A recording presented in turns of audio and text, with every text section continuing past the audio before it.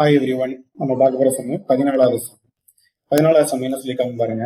16% தள்ளுபடியில் 210க்கு வாங்கப்பட்ட ஒரு தொட்டியின் குறித்த விலை என்ன அப்படின்னு கேட்டிருக்காங்க. தீர்வு. இப்ப நான் குறித்த விலையை நான் என்ன எடுக்கிறேன் அப்படின்னு பாத்தீங்கன்னா எக்ஸ். குறித்த விலை நம்மளுக்கு தெரியாது.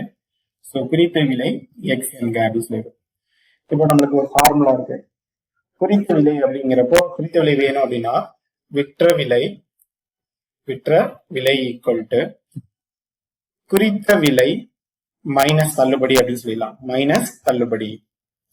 இப்ப விற்ற விலை அப்படிங்கிறப்போ 210 ஈக்குவல் டு குறித்த விலை எவ்வளவு அப்படின்னு பாத்தீங்கன்னா எக்ஸ் அப்படின்னு சொல்லியாச்சு. இப்ப தள்ளுபடி அப்படின்னு பாத்தீங்கன்னா அது கண்டிப்பா குறித்த விலையில இருந்து தான் தள்ளுபடி பண்ணிருப்பாங்க.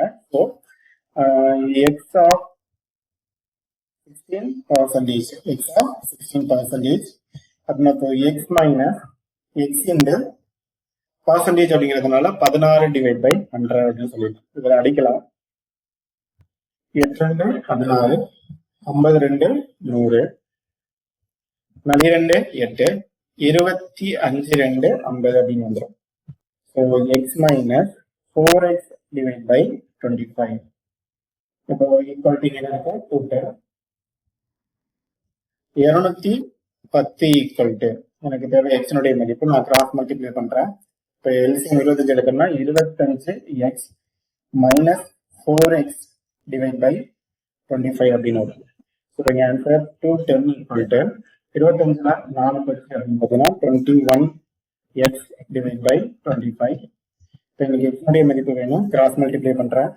ஸோ இப்போ 21x ஈக்குவல் டு 210 இன்ட்டு 25 அது அடிக்கலாம். 1 எத்தனை டைம்ஸ் வரும் அப்படின்னு பார்த்தீங்கன்னா 10 டைம்ஸ். இப்போ x ஈக்குவல் டு 10 இன்டு 25.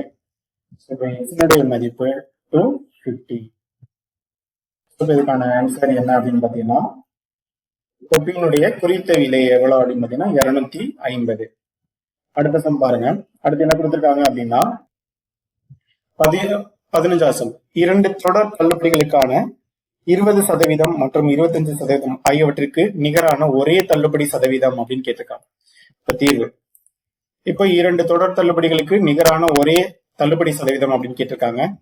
இப்போ நிகரான ஒரே தள்ளுபடி சதவீதம் அப்படிங்கிறப்போ ஃபார்முலா தள்ளுபடி equal to 1 minus a divide by 100 into 1 minus b divide by 100 into என்ன சொல்லலாம் அப்படின்னு பார்த்தீங்கன்னா 100% சதவீதம் அப்படின்னு சொல்லியிருக்காங்க.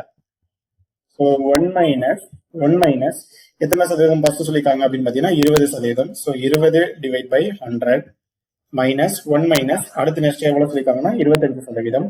So 25 divide by 100 into 100%. So 1 minus நான் எல்சிஎம் எடுக்கிறேன். 100 எல்சிஎம் எடுத்தோம்னா 1 into 100 minus 20 divide by 100 into 100 LCM எடுத்தோம்னா 1 into 100 minus 25 divided by 100 into 100%. So equal to 1 minus 100ல 25 பார்த்தீங்கன்னா a divided by 100 அப்படின்னு சொல்லலாம். 80 divided by 100 into 100ல 25 போயிடுச்சுன்னா 75 divided by 100 into 100%. ஸோ இதை cancel பண்ணலாம். ஒரு 0 கேன்சல் ஆயிடும். 4 2s are 8, 5 2s are 10, 15 5s are 75, 25s are 100, 1 5 is 5, 3 5s are 15, 1 4 is 4, 5 4s are 20. So the answer will get 1 minus 3 divided by 5 into 100%.